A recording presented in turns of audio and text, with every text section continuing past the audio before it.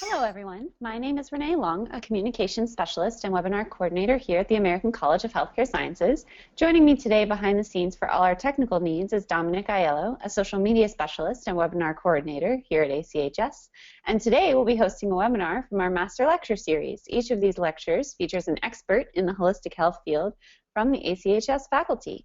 It's my pleasure to welcome you to today's Master Lecture webinar, Creating a Holistic Medicine Kit, presented by ACHS faculty, Dr. Jerry Cronin.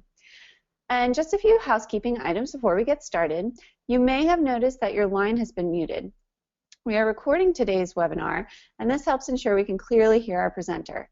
You'll also notice that you have a control panel at the right-hand side of your screen. If you have a question for Dr. Cronin during the webinar, go ahead and type it in the questions box, and he will read and answer them during the 10-minute Q&A session at the end of the webinar. If you have further questions that require a bit more depth of answer, please feel free to follow up with Dr. Cronin directly at jerrycronin@achs.edu. He's happy to respond to all of your questions, but please be sure to give him some time to get back to you. And now I'll go ahead and turn the webinar over to our presenter, who will give a brief introduction and then begin the lecture. Welcome, Dr. Cronin. You should now have control of the webinar. Hi, thank you very much, Renee. I want to make sure you can see the screen and everything. Yes? Today we're going to discuss creating a holistic medicine kit. And when I started doing this, I realized that there's just so many things to include, so I've tried to pick out the very best that I possibly could as far as this goes.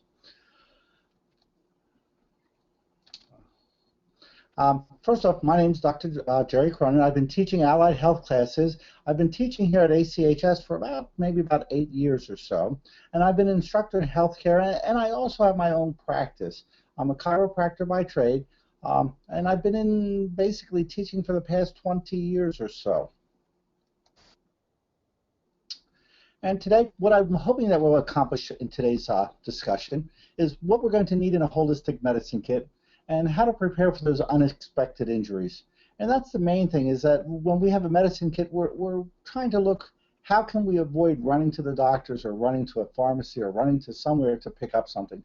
We want to have this, we want to know what we should have on hand, what remedies are going to be here, and how to use them. The first thing I do want to discuss is that we need to know when an emergency is an emergency and when we can handle it. We have to realize that when we have a large cut, we need to go to the doctors. We need to go to the hospital, we need stitches. A Band-Aid's not going to work. Just as with a cut, we have to be concerned about our own health. If something's going wrong, we're not getting better, we seem to be getting worse no matter what we're doing, that's when we're going to have to seek outside help. We've got to be able to recognize the signs and know when to stop and when to move on. Today, I'm going to just talk about a few things. First, we're going to talk about infections, some coughs, colds, rashes, bites, and stomach pain. Infections, dealing with the throat. This is a no-brainer. We probably all know it, gargle. We gargle with salt water. We've been doing it since we've been a little child. My grandmother did it. My grandmother's grandmother did it. It's all been passed down. We can also add a few of these different herbs here. I have them listed here, the calendula, the golden seal, the myrrh, and oil of bitter orange. By adding these to our gargle, this is going to help. Most of these, literally, as far as the herbs are going to increase our immune system. These are the things that are going to help fight off the infection that's in our throat. Next one is infections in the bladder. And once again, time true as far as it goes, lots of water. Tons and tons of water. Water is our friend when it comes to bladder infections. We've all heard of the cranberry juice or the capsules as far as that goes. And the herbs, once again, we're going to be using the golden seal, the alder ursi, the buncha, the campylella, and the berries. These can be used either as tinctures, being turned into teas, depending on what it is. Infections for the ear. Heat, heat, heat. Once again, I love to go back to the old standard of what did my mother-in-law say, or what did my mother say, what did my grandmother say. I mean, we grew up in a holistic family, and basically it was always, let's take care of it ourselves before we run to the doctors. We don't need to be putting medicine in our bodies unless we really need to, type of thing. Now, I mentioned here about the lavender oil, and the lavender oil is designed for it to be massaged. And this is not to be massaged so much into the ear as much as on behind the ear or around the ear. It's not to be put into it. We certainly don't want to be putting lavender oil into the ear. My garlic and mullein oil is a salve that we will be putting into the ear. And what I've done is at the end of this, we've included the recipes. I've included the recipes for a few of these different things. This is a great recipe, this oil here, this garlic. You'll love it. It's real simple to make. The instructions are at the very end of the slide presentation. Coughs.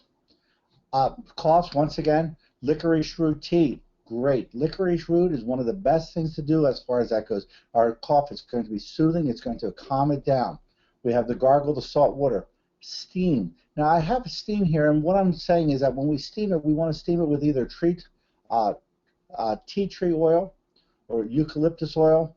We put this together. We put this in a hot bowl of water, and basically we have that steam go over into our throat so that we can literally have a soothing area for the cough. Not only is this going to be soothing, but this is also going to help with the immune system. This is going to not only get rid of the cough, but help to make us better. The thyme tea, the ginger peppermint syrup, and the honey. The ginger peppermint syrup, I have that as a recipe towards the end also. This is great for kids. Kids just love syrups, things like that as far as it goes. A teaspoon of this ginger peppermint syrup, my son used to love it whenever he would have a cough, whenever he wasn't feeling good. It was almost like a treat to him.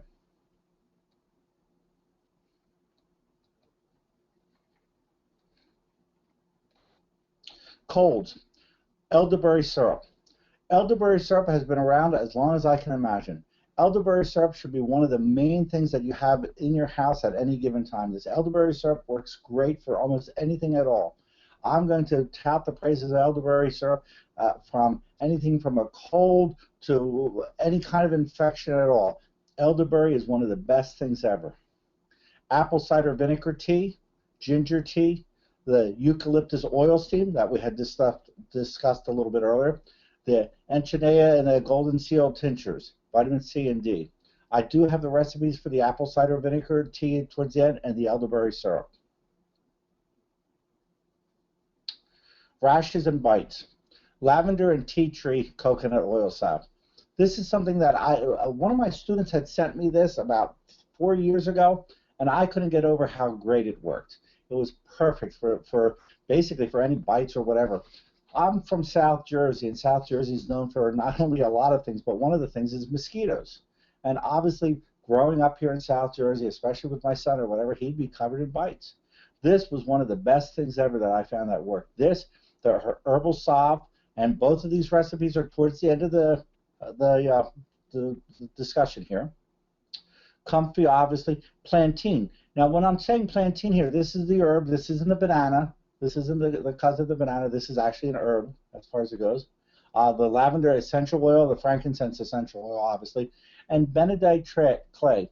Benedite clay is really a great thing to use. What we would do is we would actually make it into almost like a little pumice. We'd add a little water or a little, you could even add a little essential oil to it as far as it goes, and make it into a small little clay and be putting it on the bites or on the rashes as far as it goes.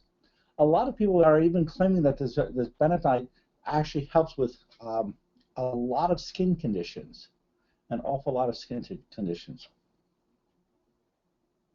Stomach pain, activated charcoal. You might say, geez, where am I going to find this? I'm seeing this activated charcoal now being sold in the CVS stores as far as that goes. It might come in little capsules. If you have to break it open, that's fine. That's no big problem.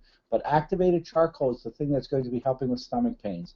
If you have a little child or whatever and you're trying to get activated charcoal into them, certainly just mixing it into something that they're going to enjoy eating as far as it goes. That's the same thing with the clay here. The exact same thing. You're just going to mix a little tiny bit in, and what that's going to do is it's going to help to absorb a lot of the acids, absorb a lot of the stomach, take away the stomach pain that the child's having or the person's having. Peppermint, obviously, as a tea, that would be great. The same with licorice or fennel. Cola syrup. Cola syrup used to be very, very popular. It's harder and harder to find. I still keep it around. That's for the person who not only has stomach pain, but for nauseous. When they're very, very nauseous as far as it goes, the person who's having they're ill or whatever, and they're constantly vomiting, Cola syrup seems to be settling the stomach. And baking soda. Once again, that's something that you would be ingesting. Now, I put together a little tiny bit of a shopping list in case you were trying to get together a list of, oh, geez, what should I have around and everything. And this list is just unbelievable. You could have us a mile long as far as it goes. I put together some of the things that we have here that we've used or we've discussed as far as it goes. But this list could be almost as big as you want, tons and tons of things. It might help you find a few of the items here. One of the most important things that I think we need to have is certainly books or some idea on what we're going to be doing. We don't want to just have these herbs, these spices, these medicines, or whatever around here and not know how to use them or whatever. Great books are I think, very important. Most of these I put here a list here of the books. Most of these books are excellent sources. I'm sure the Apothecary Story carries most, if not all, of these as far as it goes. The Modern Herbal, A Modern Herbal by Mrs. Grieve. I don't even know if that's in print anymore, but that's an excellent book, series of books to have. It's going to tell you not only listing the herbs, it's going to also tell you how to use it, how to prepare it, and when to use it. Desk Reference to Nature's Medicine, that's a great one. These are all true and time-tested books that have been around. I put here the recipes. I'm not going to go over the recipes individually. My Herbal Salve here is really great. It's really simple. If you look at it as far as it goes, it's got a whole mixture of the different medicines or the different herbs in it as far as it goes. One of the neat things that I have learned about the Herbal Salve, and it was only recently given to me, both this one and my other, well, not that one here, the Healing Salve. What they're doing is they're now putting these into small little tubes that you had used these in, for example, like a deodorant tube. So as the salve is hardening, it gets pushed into the tube there, and then it actually comes out easier. So it's easier for things like diaper rash and stuff like that to be putting it on. But here's the Herbal Salve, and you can see it's got St. John's wort. It's got excellent herbs in it. Here's the ginger peppermint syrup that I told you was so great. It's real simple to make as far as it goes. Look at that, just chopped ginger, peppermint, some water, and then of course the honey. The Healing Salve. Lavender and tea tree coconut oil salve. There's another one as far as it goes. Once again, and I try to make them as simple as possible. And this is where it mentions about the empty deodorant container. This works great. You just put it in there, and literally as you need it, it just rolls it up. Garlic and mullein oil. This is the one that's great for inside the ear. This could actually be used in the ear. The problem with this, the only thing that you want to be concerned with is that you don't want to make sure that anything at all goes into the ear as far as the garlic or the herb itself. You only want the oil itself. You don't want to be having small bits of garlic. So when you strain it, you certainly want to make sure you're straining it really, really well through a cheesecloth or whatever. My apple cider vinegar tea, that's been around for years as far as it goes. This is my best one. If you're going to take one thing away from this and try it, I would definitely suggest the Elderberry Syrup. This is unbelievably great. We have this around the house all the time. This comes in handy. We store it basically in the freezer. We put it in the ice cube trays, and literally it lasts there forever as far as that goes. Excellent to try it. Excellent. The ginger tea, we're probably all pretty much familiar with this. Now, I included this essential oil dilutions here because it's very, very important that we don't use too much of the oil.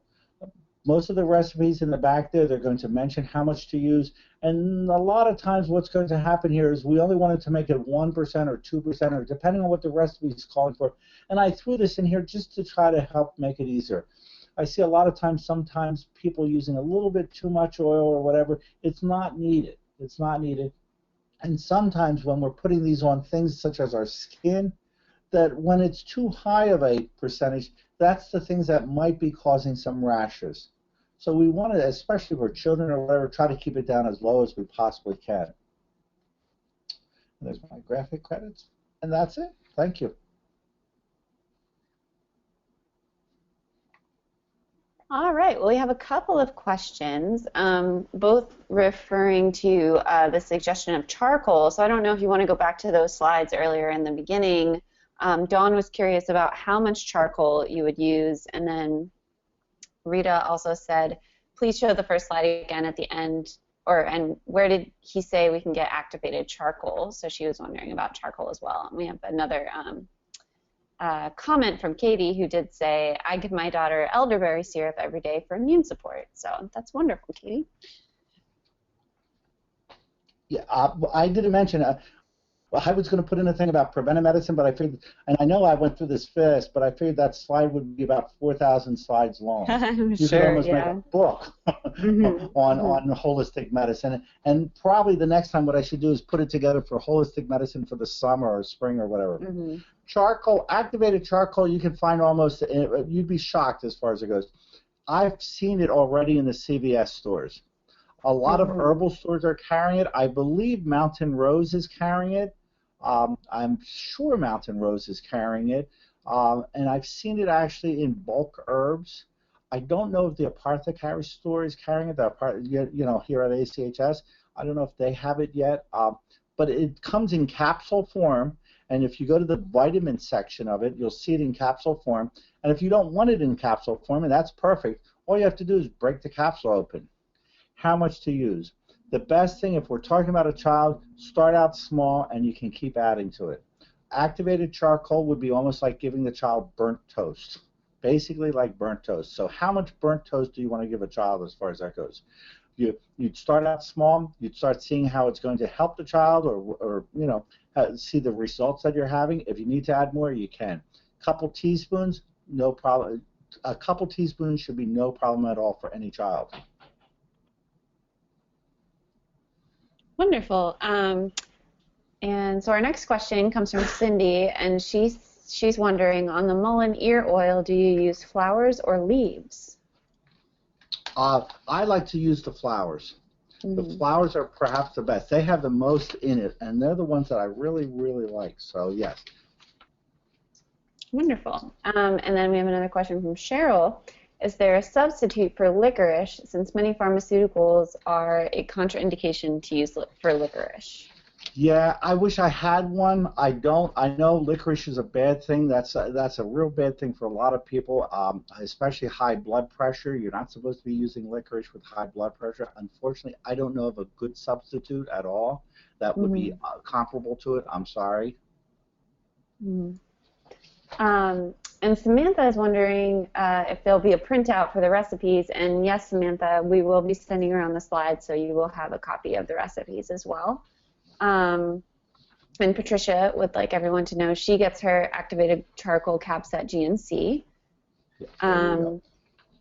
And Rita was wondering, do you think you could jump back to the slide of the apple cider vinegar recipe? She just wants to copy it down. She doesn't want to wait to download it. That's okay. How's that? Okay, let me see. Yep, there it is. So there you go, Rita. And again, we will be sending out the slides. And okay, so we'll get back to some questions. So Donette would like to know, what type of bentonite clay should be used, calcium or sodium? I would use the calcium. The calcium would be much better. You don't want to be putting too much sodium to the system. The body can get rid of the calcium, but the sodium might be causing, a problem. Right. And Tanny would like to know which bentonite clay is drinkable. Oh, both of them would be drinkable. They don't mix very well in water or anything like that as far as that goes. Usually you're going to be taking it and you're going to be putting it into a food. If it's a child or something like that, you might consider something like an applesauce or something if you're using it to ingest it. Yeah, both of them are as long as they're from a reputable place, they're not taking them up in their backyard or something like that. But I get mine from Mountain Rose, so they're good as far as that goes. Interesting. And Sandy would like to know, where can we find cola syrup? Oh, good luck. When I go to find the cola syrup, I always have a hard time. You used to be able to get those through a pharmacy, and a pharmacy still might do it, but you're going to have to find a mom-and-pop pharmacy. Last time I tried to get it, and it was really hard to get, we went to a cola, like a Coca-Cola company that was making cola around here. I'm from South Jersey, so in Philadelphia, every other block in Philadelphia, they make their own sodas, and I was grabbing it from there. But you used to be able to get it into a farm. If you go to the pharmacist and ask the pharmacist, usually they have some. Now, the other place you can get it, but it's an awful lot, is a place like where they make, what do you call it, where people make their own soda or their own beer type of thing. They'll be selling cola syrup there to make your own sodas. But the problem with that is you're buying gallons of it at a time. And, I don't know how much soda you can, cola you can go through or whatever. You probably just need like a pint or whatever to last a year, a couple of years as far as it goes. But certainly a hobby shop would be having it. Any place where you make your own beer or you make your own wine type of thing, they sell the cola there so you can make your own sodas. Yeah, and Craig has also mentioned that Amazon.com probably has quite a bit of cola syrup, so even just a bit of searching, I'm sure you could probably find some. And Craig also is wondering, for you, Dr. Cronin, what is your opinion of diatomaceous earth? Diatomaceous earth? Yeah, diatomaceous earth. Oh, diatomaceous earth. I really don't have an opinion. The way I look at a lot of these things is if you do it, it works great, continue doing it. As long as you're not getting worse, as long as you're getting better, perfect. Great. Let's see if we have some more questions here. Should the skin be covered after applying a salve? Emily would like to know. No, I would not do it. No, I would. And I mean, obviously, unless it's a diaper or something like that, that you've got to cover it. But no, I would leave it open. You want to have the air there. You want to be able to see it. Covering it, a lot of times, all that's doing is just creating more of a problem. When using the herbs comfrey and plantain, are we supposed to use the leaves? And if so, are we rubbing it on the rash? And that's coming from Tanny. You're going to make that into almost like a tincture type of a syrup, a tincture type of a solvent, and putting that on there. You don't want to be rubbing things into it. I mean, you can. You're really stuck. You're in the woods type of a thing, yes. But what you want to do is you want to actually break it down. You want to be using the oils to it. You want to be using the more pure spot of it, the more pure part of it. Great. And Brandy is wondering, she said, I have used sage leaves as an expectorant. What are your thoughts on the strength of sage compared to licorice? Sage is great. I like it. I don't like the flavor of it personally. That's just me. My son doesn't like it. I think he doesn't like it because I don't like it. Licorice, and I'm just telling you for myself, I can get licorice into him a lot easier than I can get sage into him. I think it works great. Sage is a wonderful, wonderful herb. I really think it's one of those up-and-coming herbs if such a thing actually exists. We're finding more and more about it. So, yeah, I like it. It's great. And especially since licorice, as I said earlier, has so many contraindications to it.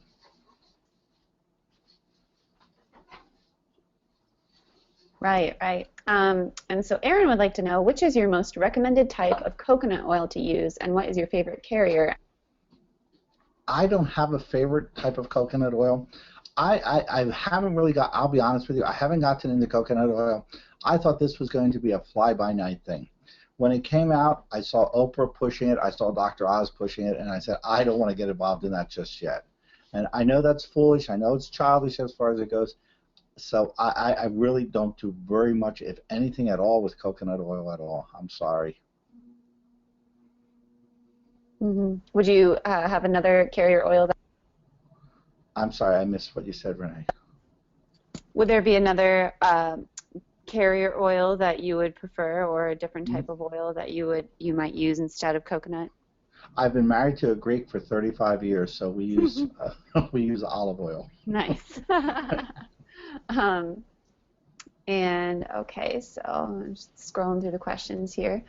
I know that's childish about the coconut oil, But it's once I see like Oprah and Dr. Oz and all these other people touting it, I really begin to lose whether or not Yeah. it has any. And I don't know. I don't want to be in that commercial vein just yet and have them laugh at me and say, "See, these other things they've been around since they're as old Right. as dirt."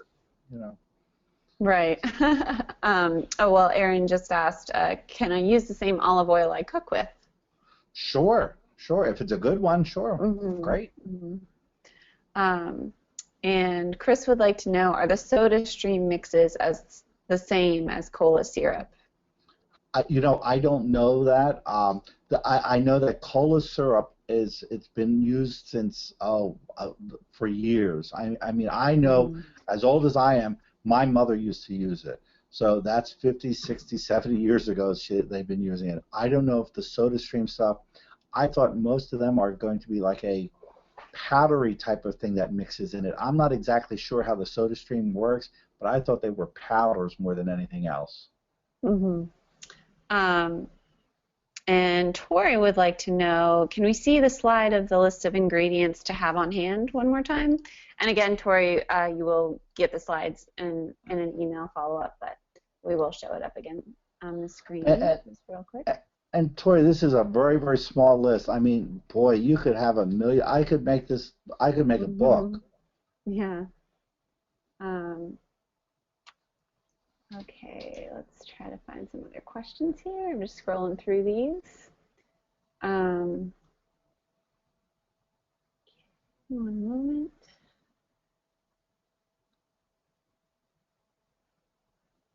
Craig is sharing. He said Nutiva is good for food grade coconut oil. There are quite a few places that have 5-gallon quarts available, and I primarily use coconut oil. So there's some more information for anybody who's interested in pursuing that route.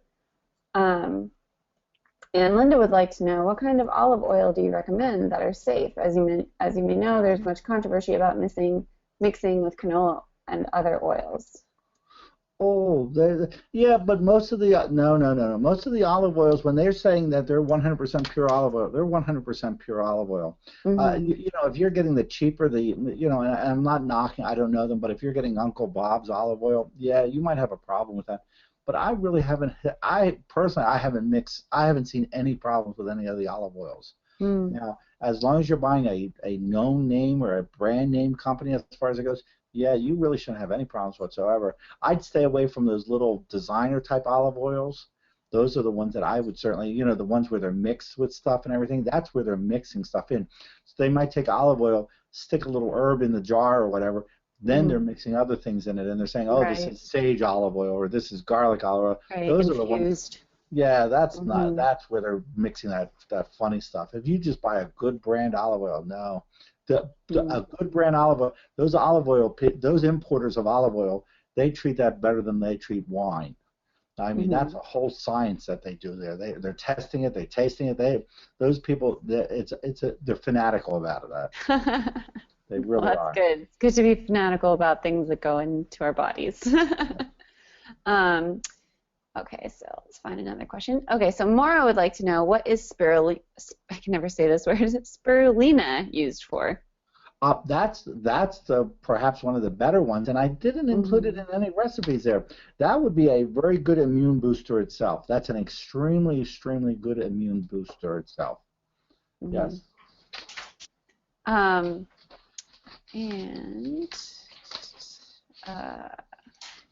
Tanny would like to know, what is your opinion of Manuka honey? I personally, I'm a big person who believes in locally grown. That's just me, okay? So I grew up in this area. My body's used to the little bees around here and all this other stuff that I'm growing and eating around here. So I like the local as far as that goes. So I'm not that familiar with Manuka honey. Okay. From the ingredients list, do I need fresh lavender, peppermint, tea tree, or essential oils? And that's from Erin. I like the fresh personally. With the fresh, you can then make things out of it. Certainly, depending on where you are, the oils are great. I mean, they're going to last longer. They're going to be around the house. You can then pull them out and make things out of them as far as that goes. But most of these, like especially the peppermint, the lavender, things like that, you probably almost anywhere, if you're living anywhere in the United States, you can grow this stuff, and that would be perfect. Right out of the garden is ideal, right? Yeah, that's what I say. Yeah. Okay. So Rudy is asking, what is cola syrup? But I think we kind of covered that a bit, but I don't know if you wanted to give a basic definition of cola syrup. It's what they make Coca-Cola out of. All they do is basically they take that. There you go. They make Coca. It's as a matter of fact, if you've ever worked in a pizzeria, Jack and any of those restaurants or whatever, they get the cola syrup in big plastic bags now, and what they do is they add the carbonated water to it basically, and that's what Coca-Cola is. Okay. Oh, we got a lot of questions coming in. I'm just trying to scroll through them. Nancy would like to know, does spirulina have B12 or vitamin D?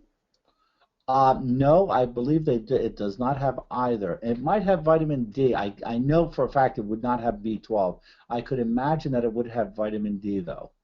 And I'm just guessing at that. A great place to find out that, and I'm glad you mentioned it, is the Natural Standards database. Great source, yes. That is a fabulous source. That'll tell you everything. And then when you can see I made a mistake, you can email me and tell me it does have vitamin B12. But I can't imagine having B12 in it. I would imagine D, yes. Yes. Okay.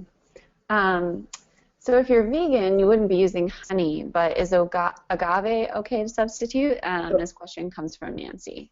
Perfect substitute. You can equal that right out. That's it. It's almost dollar for dollar. You can just do agave versus honey. Yes, I'm sorry. I think one of the recipes even includes it says that to substitute honey for that. Yeah, and so Brandy had the same question. Her formulas are vegan, so the alternative, so agave would be a good substitute for that. Are there any other vegan substitutes that you might swap out for honey? Agave. Yeah. I mean, I wouldn't push to. I mean, that's sweeter than honey, and it's usually even nicer. It usually has a nice crispier taste than honey as far as that goes. What are your thoughts on colloidal silver? Yeah, I know that the colloidal silver is a thing that they're using. They use that a lot for the ear still, and that's one of the suggestions that has always been that you put the colloidal silver in the ear and stuff like that. Yeah, I guess so. I'm personally, I mean, I like to see the thing grow. I like to put it together. I don't personally. This is just me. I mean, I'm certainly not knocking it. You know, if I'm using colloidal silver, I'm going to probably be more nervous about maybe I can't handle this. Maybe I want to be like, I mean, that would be probably towards my last steps, if you understand what I'm saying. But colloidal silver, they use that still a lot. Actually, hospitals still use it, if I'm correct. They're using that for children's ears even there, as far as that goes. So, yeah, okay. Okay, so this is going to be our last question here. Any suggestions for cramps in the holistic medicine kit? Heat. Heat. That's a good suggestion. We're talking about stomach cramps, I would imagine, or you know, menstrual cramps type of thing. Heat is perhaps the best thing as far as it goes. Heat, you know, and instead of trying to say, oh, let me beat it out with some, you know, an herb or anything like that, heat is probably the best thing as far as that goes. I'm sorry to say that. But yeah, heat of rice. You know, you get one of those little rice packs. You heat it up as far as it goes, and that lasts nice and warm. It's soothing. It's a reason not to run around. Right.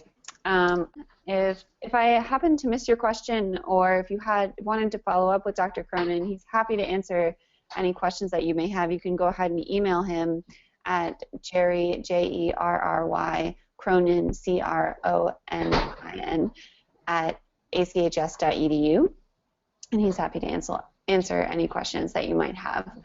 And thank you for all the great questions that we just covered, and thank you, Dr. Cronin, for such an interesting and useful talk, and everybody, thanks for attending our master lecture, and please keep an eye out for the email that will go out soon with a free recording of today's webinar. So you will get those slides and all these recipes, so just stay tuned for that.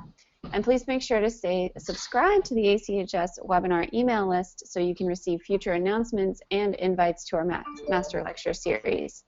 Also, if you enjoyed the content of today's webinar and learning about salves and herbs and oils and all the wonderful things you can do with them, you're sure to enjoy the knowledge you'll gain in our accredited online course, Nat 101, Nutrition, Body Care, and Herbalism Online. And this course focuses on restoration of physical, mental, emotional, and spiritual health through application of herbal dietary supplements and remedies. And it's a really well-rounded course that kind of gives you a little bit of everything, so it's wonderful for beginners or somebody just interested in kind of building their own little holistic arsenal. And so you should be seeing the link to that on your screen. And thank you, everyone, and have a wonderful day. And thank you, Dr. Cronin.